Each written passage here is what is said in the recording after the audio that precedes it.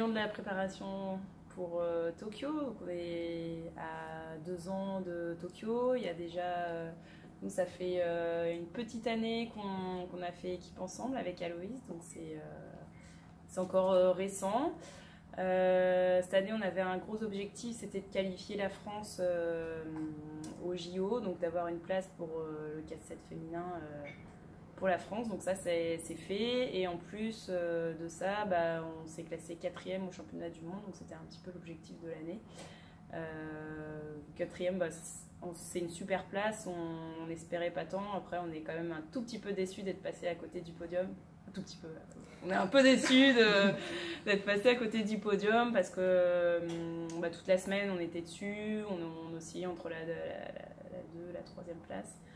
Donc voilà, bah, ça nous met des axes de travail pour les 2 prochaines années.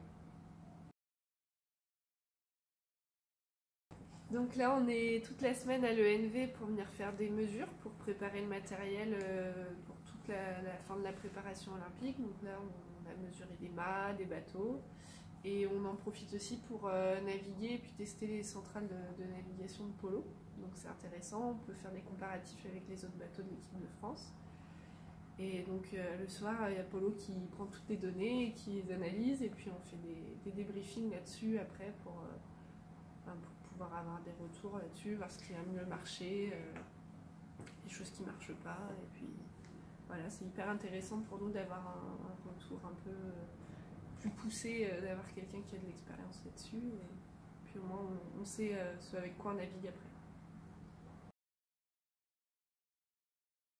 Pour l'objectif, pour les 2 ans à venir, donc, bah, on sent qu'on a encore une énorme marge de progression dans l'équipage.